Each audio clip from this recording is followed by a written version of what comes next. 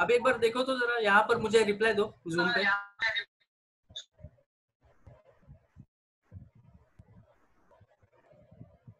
सुनाई दे रहा है अभी?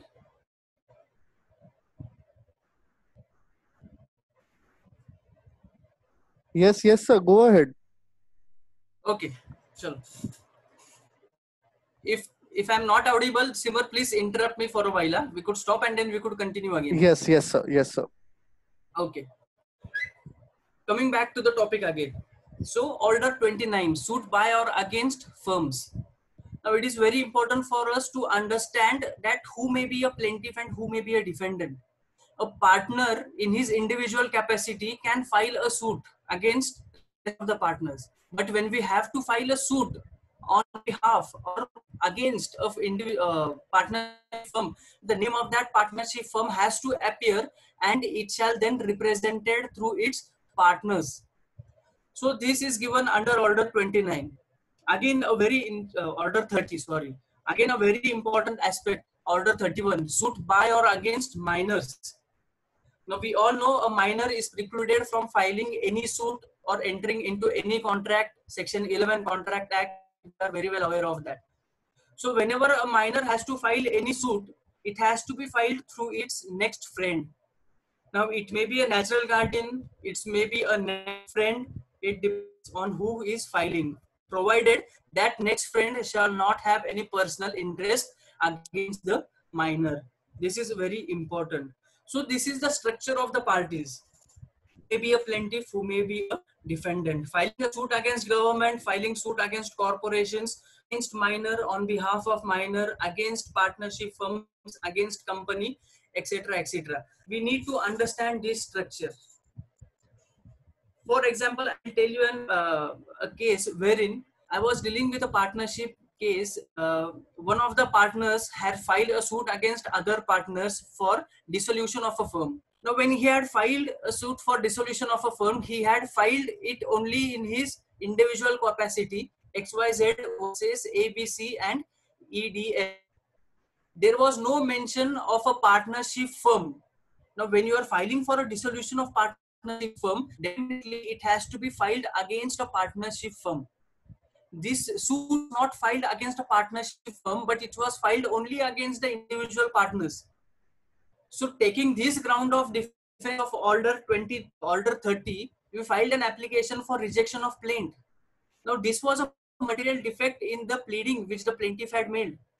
And based on this defect, we could point out to the court that the suit has defects and it could not proceed against us because there is no party in the name of a firm, and that is why the plaint was rejected. So we have to keep this thing in mind, that what is the nature of the plaintiff, what is the description of the defendant.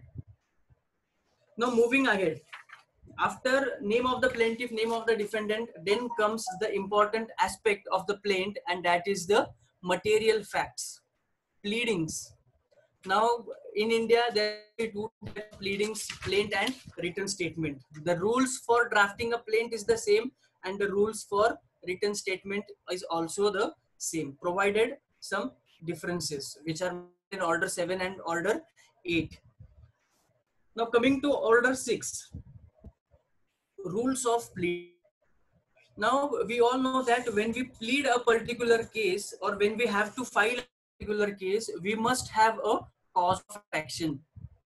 Cause of action. The word itself implies that there has to be a cause. There has to be the infringement of rights. There has to be some acts against a person wherein he should aggrieved by that act and he should redress it before the court. And that is why the term cause of action is mentioned. I'll tell you the recent judgment of Justice M.R. Shah, Supreme Court, in Raghavendra Singh versus Ram Prasanna Singh, reported in Civil Appeal number 2960 of 2019. In this case, Justice M.R. Shah, Supreme Court, he has very rightly in 4 lines defined what is the action. A cause of action is a bundle of facts which, taken with the law applicable, gives plaintiff the right against defendant. So, when there is an infringement on part of the defendant to the rights of a plaintiff. All facts which lead to the infringement are the facts which entitles a person to prove and to obtain a decree in his favor. Now the cause of action, let us take it with an example. For example, we have made an agreement.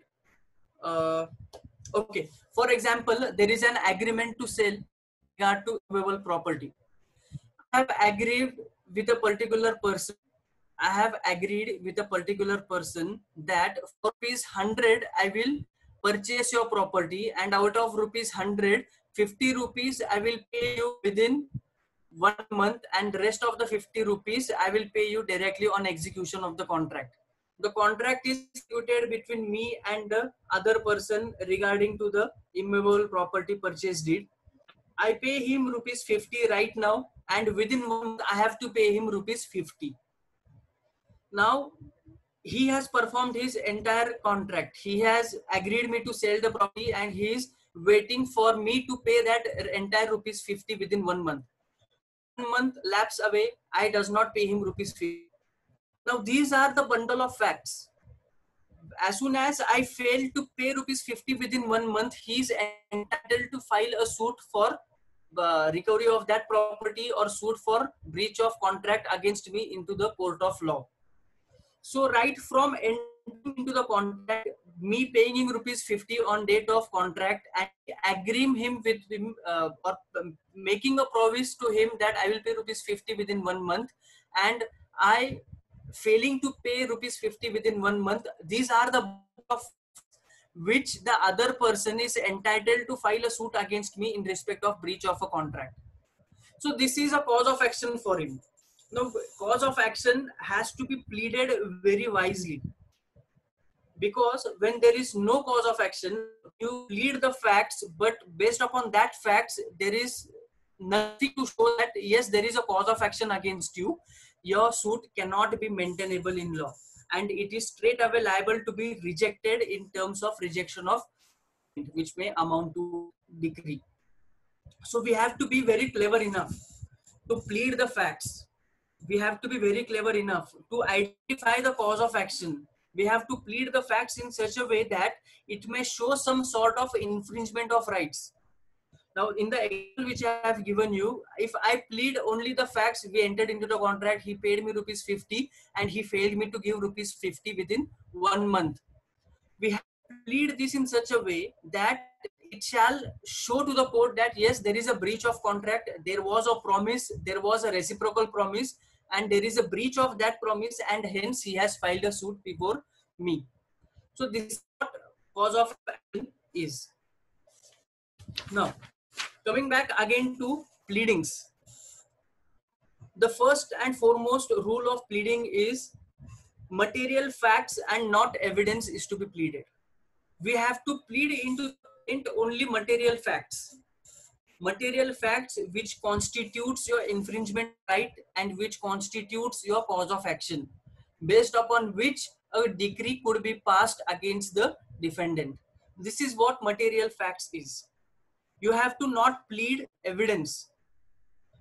Pleading of evidence is not permitted, because evidence being rule of law, it has to be gathered from your pleadings. It has to be proved. And when you go to court into the trial after framing of issues, when trial is conducted by the court, during that trial, whatever you have pleaded in the plaint has to be proved by way of leading evidence.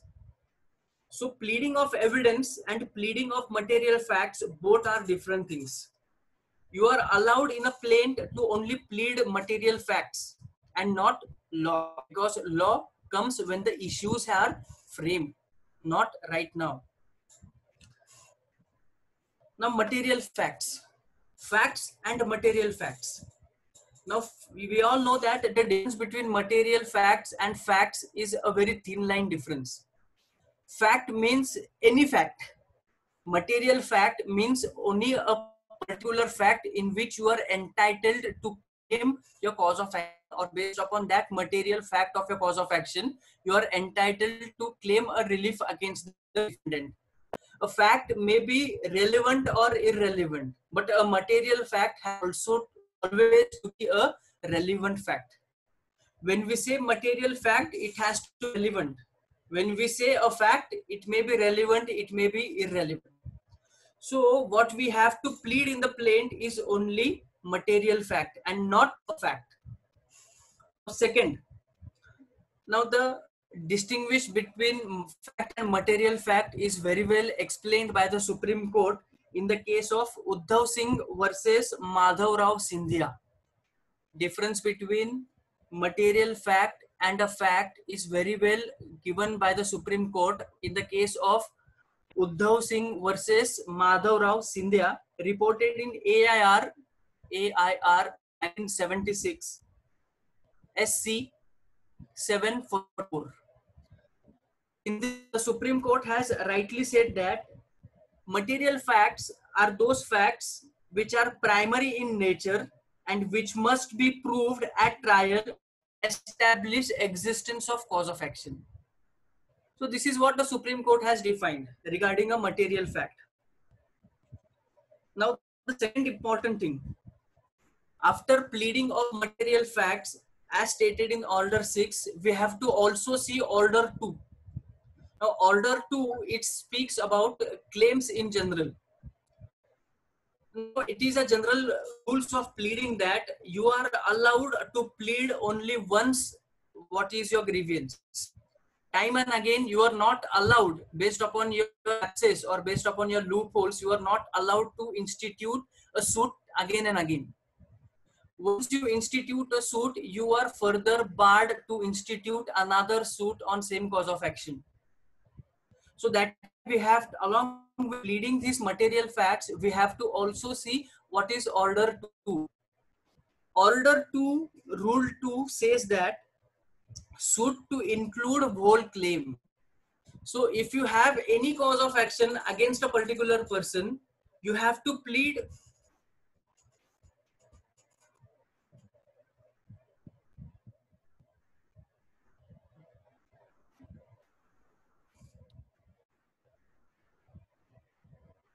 सुनाई दे रहा है? Yes, sir. Yes, sir. हाँ, clear enough ना? Yes, sir. Okay. So along with order 6, pleading of material facts, we have to also see order 2. Now order 2 is that when we draft a suit or when we draft a claim, we have to include whole claim in it. If you miss out anything or there are some omissions in your, you are later on not allowed to cure that pleadings. And that is why we always also say that law of pleadings is very important in civil cases, because based on your pleadings in the plaint, you have to prove that facts. If tomorrow it is seen that you have failed or you have omitted to plead a very important fact, at the time of trial, you are not allowed to prove that omitted fact.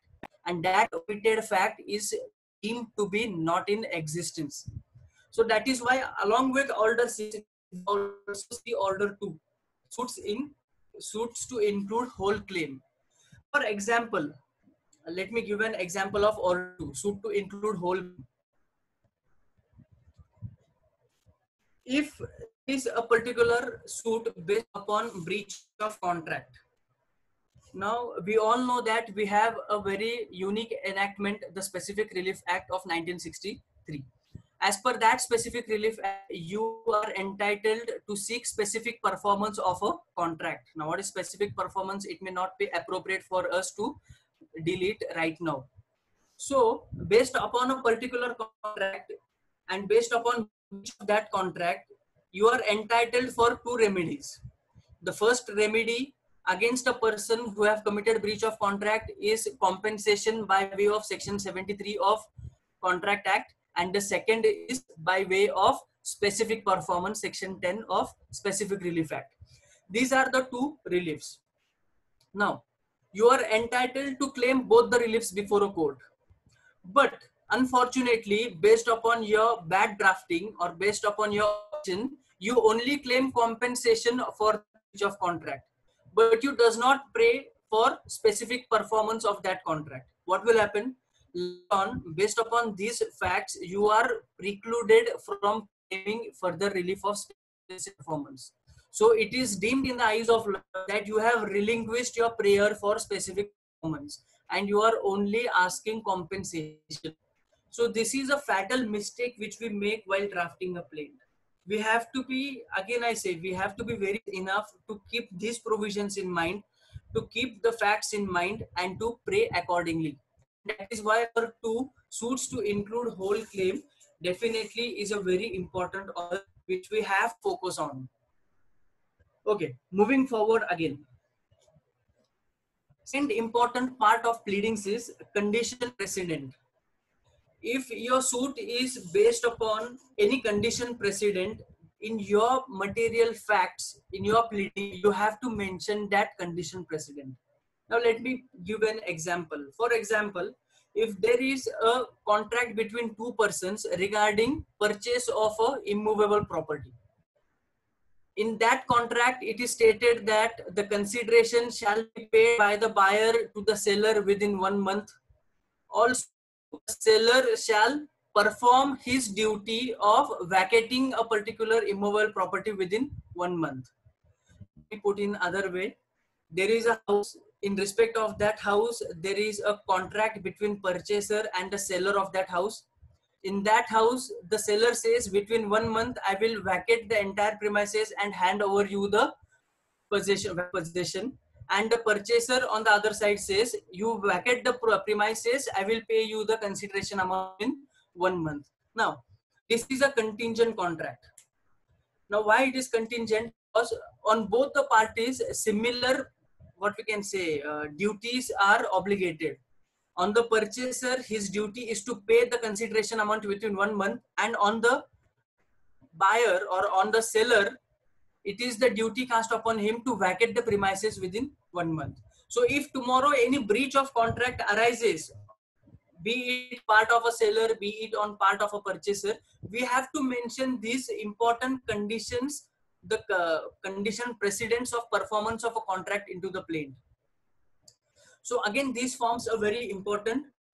We have, now when we say that we have to mention the important condition precedents of a contract, it does not mean we have to incorporate the entire provisions as in the contract.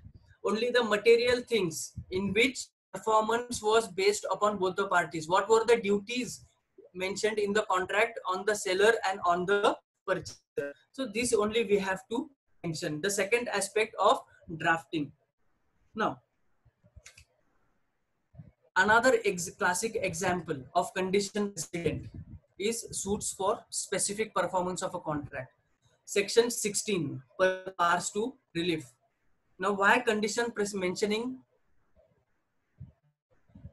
Now why these are important for us is, when we in a suit for specific performance, if we fail to ever, if we fail to plead, if we fail to show our readiness and willingness into the contract, we are not entitled for any suit for specific performance. And that is why these condition precedents are very, very important.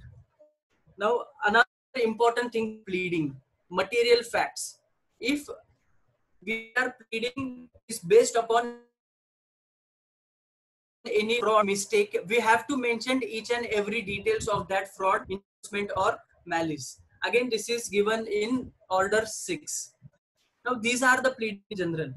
Now the second aspect of drafting a plaint is order 7. We have to focus on order 7.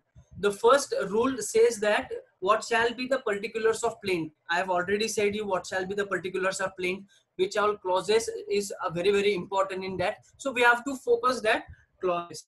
Now second, if it is a money suit, then in drafting a plaint, we have to write the particulars of our claim. So if a bank is filing a suit against its borrowers, the bank has to mention the particular of the plaint, what is the total loan amount, what is the total outstanding amount, what is the interest calculated, and what is the penal interest. So this is the particulars of the claim. We have mentioned these claims. Second, if the subject matter is immovable property, I've already said, when we are filing a suit with respect of an immovable property, the property shall be capable of its identification. It shall be capable of ascertaining boundaries shall be particularly mentioned. Second, when a suit is filed into a representative capacity, we all know that even in lower courts there is interest litigation for PIL. PIL, it does not mean that always it has to be filed before a high court or before a Supreme Court. Even the lower courts are entitled, but that PIL is in the nature of representative suits, and these representative suits are mentioned under Rule 4 of Order 7. Now, last part, the jurisdiction, which I have already said. So, in jurisdiction para, we have to be very, very careful enough. This paragraph itself gives the authority to the court to entertain your Section 9. Suit shall be filed in every court, and its cognizance shall be immediately or what we expressly barred. Only in that case the courts are precluded. But in light of that, it is duty cast upon us to show what is the jurisdiction on the court. And the last aspect is the cause of action, the latest judgment which we have said. So these are the do's and don'ts in drafting of a. I have already said, whatever you have pleaded in your plaint, only you are entitled to prove those facts during your trial. You are not allowed to introduce any new fact. You are not allowed to amend the existing fact, or you are not allowed to include any surprise facts in your plaint. So that is why whatever you have drafted in the plaint, only you are entitled to prove it before a trial by way of an evidence affidavit. So this is all we have to see. Again, I say that pleadings in civil cases do forms a very important foundation. For example, a civil engineer, when he does not lay his foundation of a building properly, it is a fear, or there is a fear that the entire building erected may collapse anytime. Same is the case over here. These pleadings are foundation. When it goes to the appeal, even the appellate courts relies on your pleading. Apart from law, you go to the second appeal before the high court, they rely upon your pleadings. No one is allowed to travel beyond your pleadings. So that is why pleadings are foundations. And if you have to succeed to obtain any decree from a court in your favor, your pleading shall to be very concrete in nature. So these are the do's and these are the don'ts of filing of a plaint. Any questions, Simar? Okay. So now everyone is allowed to raise any question, whatever you guys have. You can write on the chat box, then sir will answer them one by one. Any How questions, much time is anyone? left, Simar? So time is there, no issues with that. We have. Or any topic or important topic which anyone wants me to clarify again with an example, please feel free, don't hesitate to ask anything.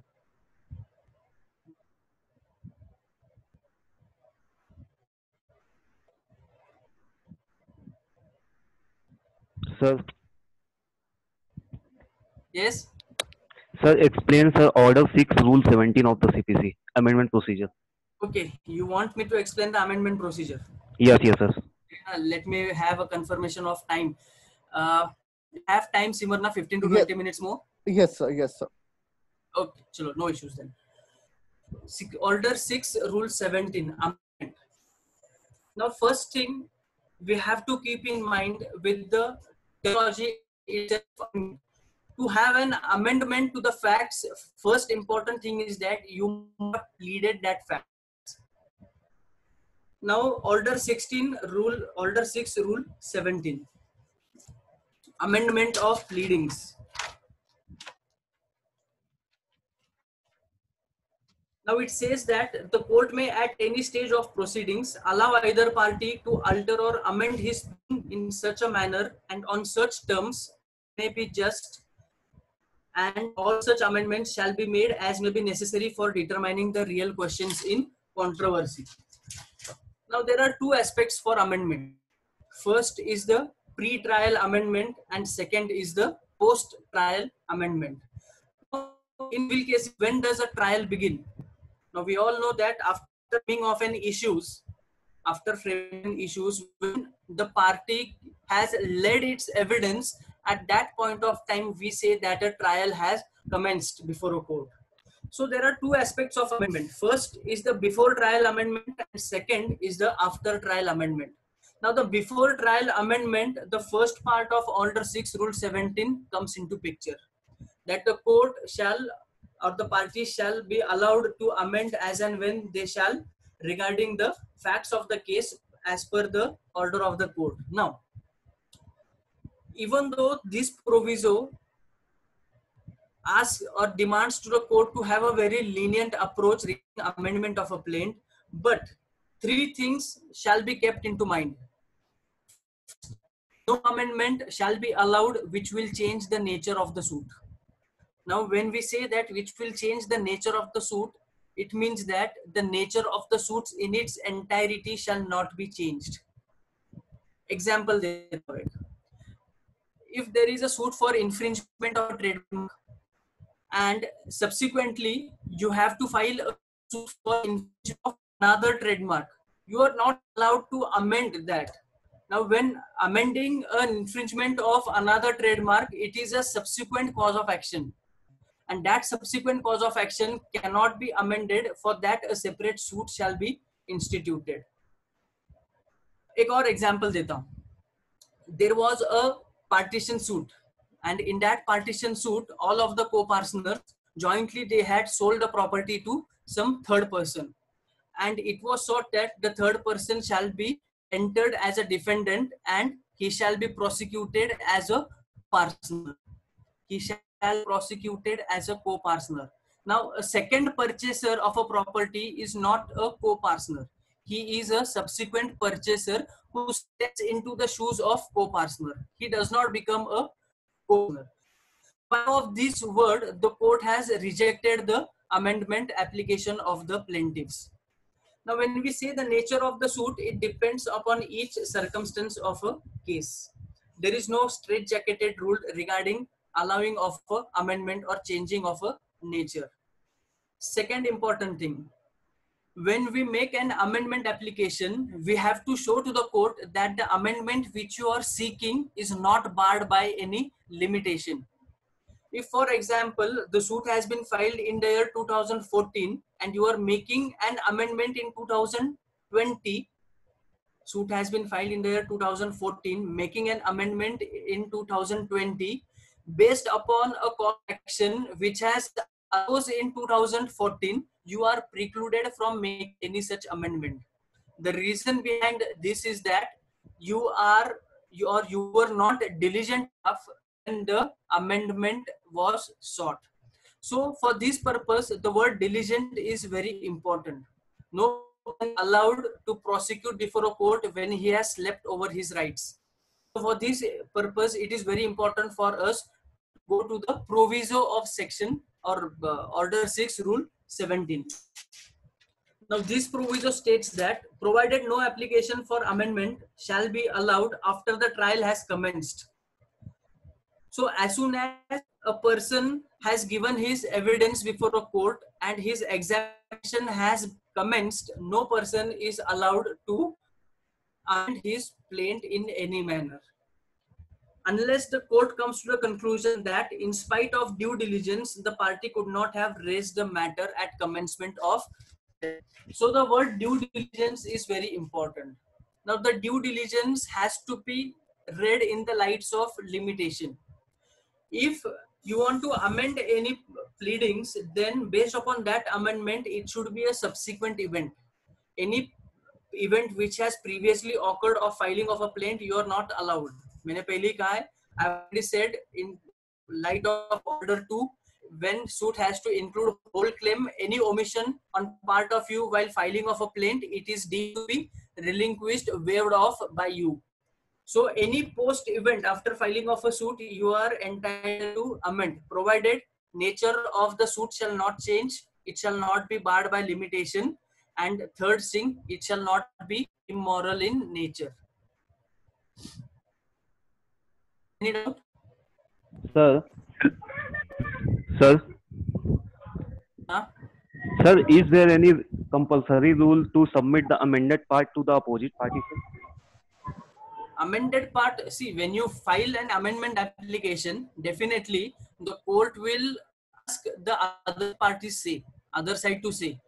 So the say of other party, the court is definitely going to ask. Why? Because they are also entitled to oppose your application, stating that there is a nature or change in nature of the suit. Based upon this concept, the court will definitely ask the other party to submit their say to this application. This is a rule of natural justice here. It should be submitted to the court, sir. I am asking about the parties, opposite parties. That's what I'm saying you. Opposite party, we have to give an application or the copy of that application to the opposite party. Okay, sir. Hello. Yes. Question is that what will happen to the Limitation Act in this Corona period? See, in Corona period, what has happened? The Supreme Court on 14th of March, they have already, in a suo motu writ petition 3 of 2020, they have already said, and in lights of Article 141, it has been declared by the Supreme Court that the extension of period of limitation from 14th of March till 30th of April.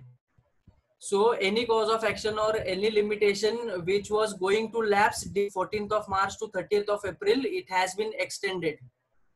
So the period from 14th of March and 30 April shall not be taken into consideration. It is already exempted.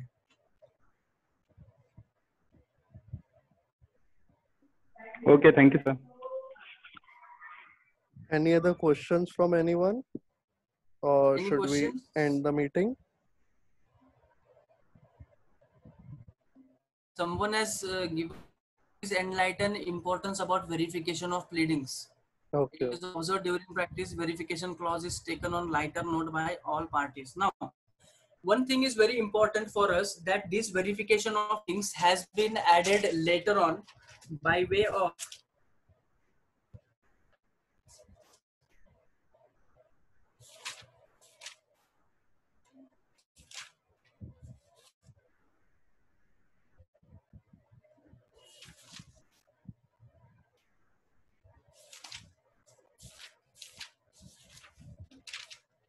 just a second, by way of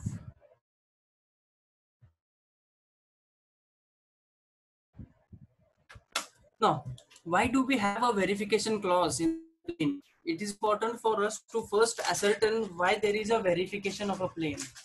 Now, this is a matter of practice that the layman, though he is a person aggrieved by the acts of the parties, he himself does not draft the plaint. It is always a duty cast upon the lawyer, the counselors, or the pleaders. On it is a duty cast to draft the plaint, and then they read out the entire plaint to their clients, and then the clients, based upon their understanding, they proceed to sign that plaint. So this verification clause is nothing but just an authorization clause for the clients who will sign when the plaint has been drafted. And that is why before the verification clause in practice, we write before me, it's signed in my presence by the parties. Now, this is just a matter of procedure, just for the understanding and for the knowledge of the persons. It does not have any hard and fast rule, or if there is any sort of irregularity in pleadings, it is not fatal at all. It can definitely be cured at a later stage. It is just for the knowledge and for understanding of the parties that a verification clause has been inserted.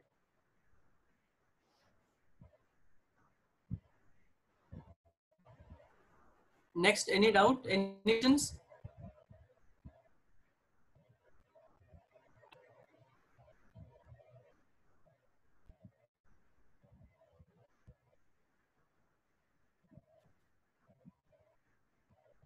So have you got any personal message of any doubts, or should we then end it only? One of them have written information during jurisdiction clause. Rishabh. Okay. Now, jurisdiction clause. See, jurisdiction clause has to be drafted or has to be included in the concluding paras of our plaint. The first thing, after we plead the material facts which entitles us to ascertain our cause of action. After that, we plead the jurisdiction. Now, jurisdiction clause is very important for us to write in such a way that it would prima facie show that a court has jurisdiction to take cognizance of it. Taking a cognizance is very important, and that is why we have the jurisdiction clause. Now, in jurisdiction clause, it does not mean that we have to plead each and every section or we have to plead each and every part of the law.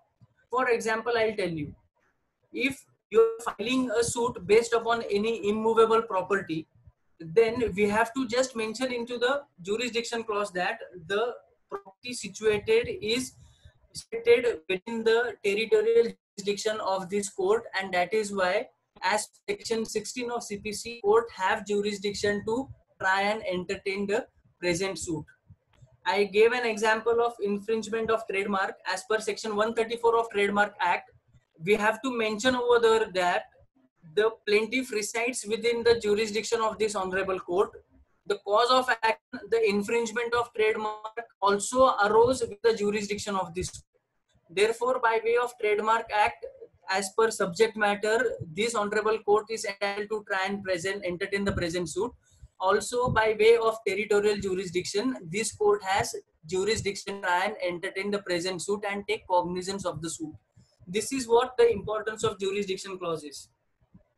Another aspect of drafting jurisdiction clause is the court personally does not check the jurisdiction. Now, we file the plaint before the Superintendent of Court. This is an officer appointed on behalf of the court to file the present. This is an administrative department. So we does not directly go and enter into the courtroom and file the suit, but we have go to the Superintendent of Nazar. He scrutinizes the suit, and during scrutiny, it shall be, or we enable him to see that or to find out, yes, definitely this court has jurisdiction. And that is why this jurisdiction clause is very, very important, because this deals with the competency of the court. And we all know that no power could be exercised when that particular person has no jurisdiction. The jurisdiction is very, very important. Next, how to value a claim of suit. Okay. How to value a claim of suit. Now, we all know that each state has a different act. In Maharashtra, since I'm practicing in the state of Maharashtra, we have a very different act. In the lights of Indian Court Fee Act, we have the Maharashtra Court Fee Act. Now, section 6 of that Court Fee Act, it entitles, or it has given elaboratory in what suit, what shall be the valuation. For example, in a suit of specific performance of a contract, for example, in a suit for specific performance of a contract, what shall valuation? Now, the valuation clause also deals with the pecuniary jurisdiction, and that is why valuation clause is also very, very important. So, for suit for specific performance, we have to see what is the value of your property. So, based upon that value of your property, you shall value the suit accordingly. If your suits for specific performance is based upon a contract which is valued at rupees 5 lakh, then your valuation shall be 5 lakhs. And based upon that 5 lakh, there is a ad valorem table given a court fee. We have to see for 5 lakhs what is the court fee, and accordingly we have to pay the court fee. Same is the case with some other things. For example, trademark. For trademark, now, since we cannot value the trademark, so we have to value it as per section 64J, that is the residuary clause. In that residuary clause, we value it at rupees 1000. The minimum valuation is rupees 1000 before a court. So in this manner, we have to value the claim, value a claim, so that we could find out the jurisdiction of a court. Read out next.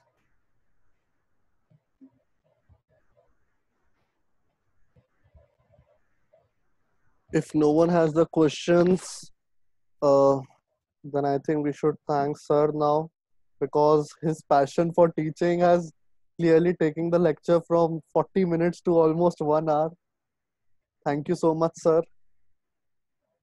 Thank you for giving me this opportunity of a very good interaction, Simarjit, and all your team for holding this webinar. A very good initiative. Enjoyed a lot. Thank you. Thank you. Okay. If anyone has still any doubts, you can directly mail to the sir. The mailing address you can Yeah. ask us. We'll provide you the mailing address and everything, and the contact details of the sir. For the feedback and the review, please feel free to contact us at Legamvox. We'll be there all the time. Okay. Thank you so much, everyone. Thank you so much, sir. Thank you so much. Thank you. Thank Chalo, you. best of luck and thank you. Thank you, sir.